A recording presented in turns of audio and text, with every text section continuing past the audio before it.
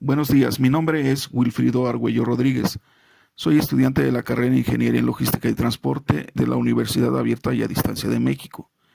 En esta ocasión les presento una línea de tiempo sobre los modelos económicos contemporáneos de México. 1940. Manuel Ávila Camacho asume la presidencia de México. Su discurso: unificación del país. En 1941, Fidel Velázquez asume la dirigencia de la CTM en sustitución de Vicente Lombardo Toledano. 1942. México entra a la Segunda Guerra Mundial después de que Japón hundiera dos barcos en el Golfo de México. 1943. Se da una reunión entre el presidente mexicano y el presidente de los Estados Unidos. Uno de los temas: la migración de los braceros. 1944. El desarrollo industrial de México tiene una gran importancia y el gobierno prohíbe las importaciones. 1945. México se incorpora a las Naciones Unidas. Pese a los ingresos del petróleo, México tiene una gran desigualdad social. 1946. Miguel Alemán Valdés, presidente electo de México. El abogado es el primer presidente civil electo en México. 1947. Se pospone la política de sustituciones de importaciones. Surge la empresa Telmex y el peso sobrevaluado hasta un 70%. 1948. Ajustes que benefician. México exporta azúcar y el país presenta un crecimiento en su red de carreteras, así como de vías férreas y otras obras públicas. 1951. Movimiento ferrocarrilero. Los ferrocarrileros, cansados de los maltratos que les daba su líder sindical, se oponen a él. 1952. Adolfo Ruiz Cortines, presidente de México. Adolfo Ruiz Cortines, quien fuera funcionario del Departamento de la Estadística en la década de los años 20, es nombrado presidente de la República. 1954. Devaluación del peso de 8.5 a 12.5 pesos por dólar. Con esta devaluación planificada se inicia la etapa económica denominada desarrollo estabilizador. 1955. La devaluación produce crecimiento económico en el país. Se inaugura el puente internacional de Nuevo Laredo en la frontera norte. Entran en producción los canales televisivos 2, 4 y 5. Se fusionan para integrar la empresa Telesistemas. 1956. Continúa el crecimiento. La inflación controlada de 1.69% anual genera diversos beneficios, como son la penetración del servicio de electricidad y telefonía al área rural.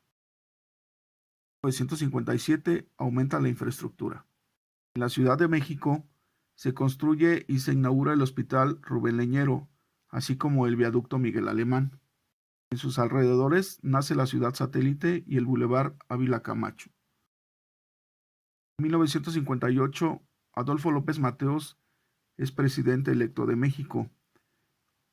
Jaime Torres Bodet es denominado secretario de Educación. En este año se crea el Departamento de Asuntos Agrarios y Colonización en la Ciudad de México. En 1959, Ortiz Mena pone en marcha su plan de desarrollo estabilizador. En este año, la Secretaría de Industria y Comercio sustituye a la de Economía. Asimismo, inicia sus transmisiones el canal del Instituto Politécnico Nacional. Y también inicia sus funciones el ISSSTE.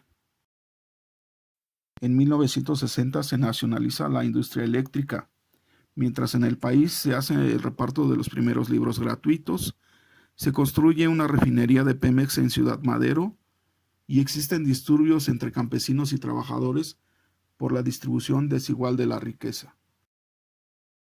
En 1961 nace la Compañía Nacional de Subsistencias Populares, denominada CONASUPO.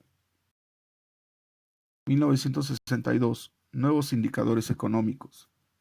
Se reúnen la Secretaría de Hacienda y Crédito Público, Banjico, Nafinsa y Bancomext con la finalidad de formar nuevos indicadores para un mejor desarrollo económico.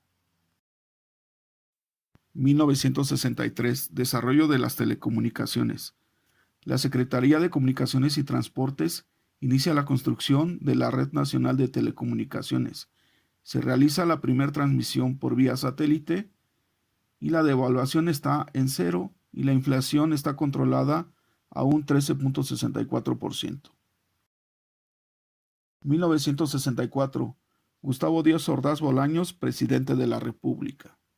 1964. Gustavo Díaz Ordaz Bolaños, presidente de la República. En este año se inaugura la unidad Zacatenco del Instituto Politécnico Nacional, así como el Museo de Antropología. 1967.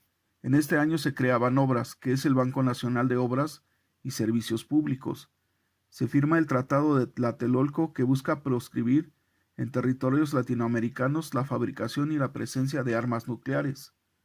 Se realiza en la Ciudad de México el 7º Congreso Mundial de Petróleo. Estados Unidos de América devuelve físicamente a México la franja fronteriza en el Chamizal.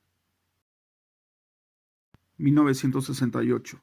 Movimiento estudiantil. Se realiza un mitin estudiantil en Tlatelolco que concluye en hechos sangrientos.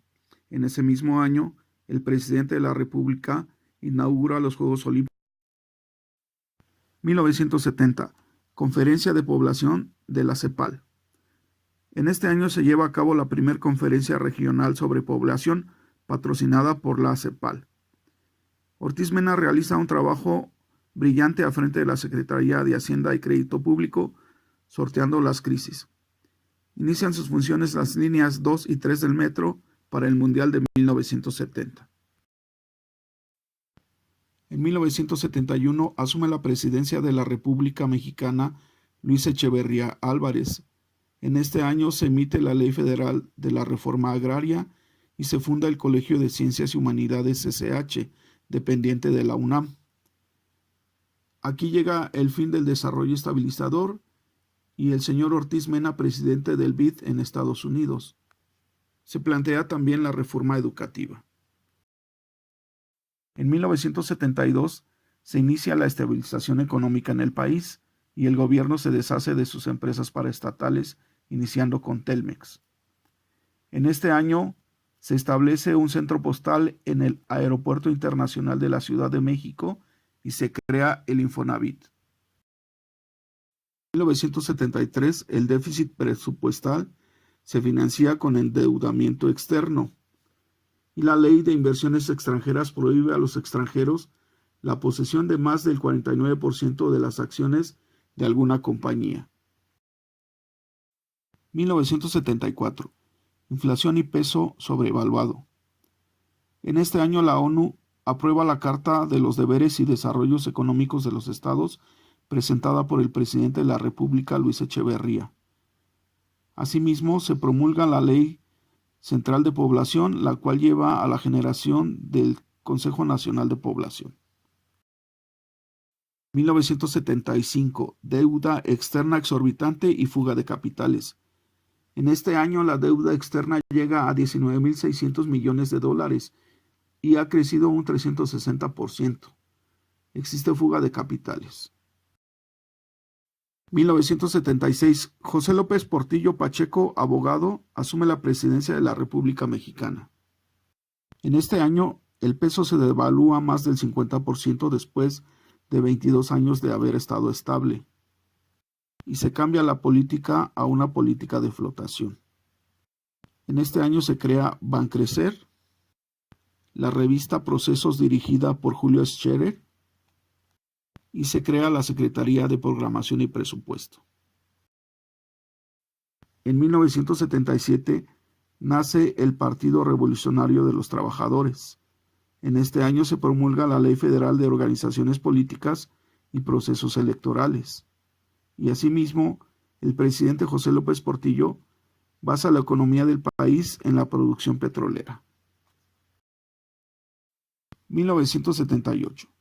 Descubrimiento de yacimientos de petróleo en México. En este año se hace un importante descubrimiento de yacimientos petrolíferos en Tabasco, Quintana Roo, Chiapas, Campeche y Yucatán, de los cuales se calcula una producción diaria de 11.5 millones de barriles. Surge la primera emisión de los certificados de la tesorería de la Federación denominados CETES. 1979 se denomina al sexenio de José López Portillo como el más corrupto. En este año, José López Portillo promueve a la Cámara de Diputados una ley donde se establece la autonomía de las universidades. Primer visita de Juan Pablo a México. 1980. Plataformas petroleras en máxima operación. En este año operan más de 20 plantas petroleras en el complejo La Cangrejera y 58 plataformas marítimas. 1981. Cae el precio del barril. En este año sube la tasa de intereses y la fuga de capitales. En este año el presidente Portillo expresa: defenderé el peso como perro. 1982. Nacionalización de la banca. En este año de desestabilidad existe fuga de capitales y la inflación crece un 459% y ha habido 581.82 devaluaciones. De la línea de tiempo anterior podemos concluir que los modelos económicos contemporáneos de México están estrechamente ligados al quehacer de la logística y el transporte, mediante el desarrollo económico, tecnológico y político del país, por ser estos los ejes de cualquier actividad económica. En el ámbito político, las leyes, normatividades y regulaciones que el Estado promueva en el ámbito de seguridad en ciudades y carreteras, aeropuertos y puertos comerciales, las leyes arancelarias, regulaciones en el transporte, horarios de circulación, impuestos a vehículos, entre otras. En el ámbito tecnológico, desde 1940 a la fecha seguimos dependientes de la tecnología del exterior. En el ámbito de transporte, las aplicaciones como Uber, por ejemplo, realizan una competencia desleal con los transportistas de nuestro país a nivel local. Otro ejemplo, las aplicaciones de la logística son tecnología de punta totalmente extranjera. En el rubro económico, toda la infraestructura de vías de comunicación, carreteras, rutas aéreas, marítimas, telecomunicaciones, correo, electricidad, abasto de agua, entre otros, son totalmente dependientes de un desarrollo económico sano en el país. Por estas y muchas otras causas, los profesionales de la logística y el transporte y de otras disciplinas deberán de actuar en sus quehaceres y sus labores con ética y profesionalismo, en beneficio de la comunidad, ya que como podemos ver, históricamente la clase que tiene la labor de decidir y administrar los recursos del país se han llenado de corrupción, frenando así el desarrollo económico de nuestro país.